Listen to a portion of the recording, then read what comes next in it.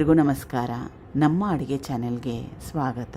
ಇವತ್ತಿನ ವಿಶೇಷ ಶರೀರಕ್ಕೆ ದೇಹಕ್ಕೆ ತಂಪಾಗಿರೋ ಹೆಸರುಬೇಳೆ ತಂಬುಳಿ ರೆಸಿಪಿ. ಬಿಸಿ ಅನ್ನ ಜೊತೆಗೆ ಚೆನ್ನಾಗೇ ಇರುತ್ತೆ. ಬೇಕಿದ್ರೆ ರಾಗಿ ಮುದ್ದೆ ಜೊತೆ ಕೂಡ ತಿನ್ಬೋದು ಅಥವಾ ಹಾಗೆ ಕುಡಿಬೋದು. ಹಾಗೆ ಕುಡಿದ್ರೂ ಕೂಡ ಸಕ್ಕ ಟೇಸ್ಟಿಯಾಗಿರುತ್ತೆ. ಟ್ರೈ ಮಾಡಿ ನೋಡಿ. ಮೊದಲನೇ ಸ್ಟೆಪ್ಪಲ್ಲಿ ಮಿಕ್ಸಿ ಜಾರ್ ತೊಗೊಂಡಿದ್ದೀನಿ, ಸಣ್ಣ ಮಿಕ್ಸಿ ಜಾರ್. ಇದು ಕಾಯಿ ತುರಿ, ಸಣ್ಣ ತೆಂಗಿನಕಾಯಲ್ಲಿ ಅರ್ಧ ಹೋಳಷ್ಟನ್ನ ಉಪಯೋಗ ಮಾಡ್ತಾಯಿದ್ದೀನಿ.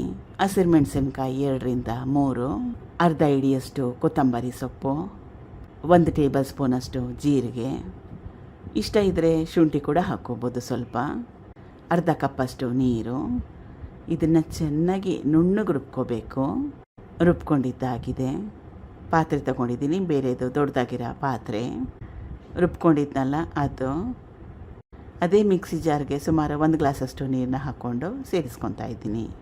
ಇದು ಮಜ್ಜಿಗೆ ಸುಮಾರು 1 ಅರ್ಧ ಲೀಟ್ರಷ್ಟು.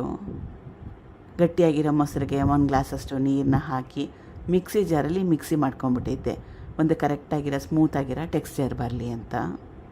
ಬೇಯಿಸಿಟ್ಕೊಂಡಿರೋ ಹೆಸರುಬೇಳೆ ಸುಮಾರು 50 ಗ್ರಾಮ್ಸಷ್ಟು ಹೆಸರುಬೇಳೆನ ಉಪಯೋಗ ಮಾಡಿದ್ದೆ. ಕುಕ್ಕರ್ನಲ್ಲಿ ಬೇಯಿಸ್ಕೊಂಡಿದ್ದೆ. ಚೆನ್ನಾಗಿ ಕಲಿಸ್ಕೋಬೇಕು. ತಂಬುಳಿ ಕನ್ಸಿಸ್ಟೆನ್ಸಿ ತೆಳುವಾಗಿರಬೇಕು, ಆವಾಗಲೇ ಅದು ಚೆನ್ನಾಗಿರೋದು. ಅಥವಾ ನಿಮ್ಗೆ ಯಾವ ರೀತಿ ಇಷ್ಟ ಆ ರೀತಿಯಾಗಿ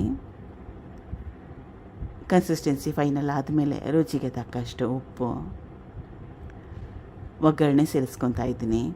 ಒಗ್ಗರಣೆಗೆ ಎಣ್ಣೆ ಅಥವಾ ತುಪ್ಪ, ಸ್ವಲ್ಪ ಹಿಂಗು, ಸಾಸಿವೆ, ಜೀರಿಗೆ, ಒಣಮೆಣಸಿನ್ಕಾಯಿ, ಕರಿಬೇವಿನ ಸೊಪ್ಪನ್ನ ಉಪಯೋಗ ಮಾಡಿದ್ದೆ. ಟ್ರೈ ಮಾಡಿ ನೋಡಿ. ಬಿಸಿ ಅನ್ನ ಜೊತೆಗೆ ಚೆನ್ನಾಗೇ ಇರುತ್ತೆ.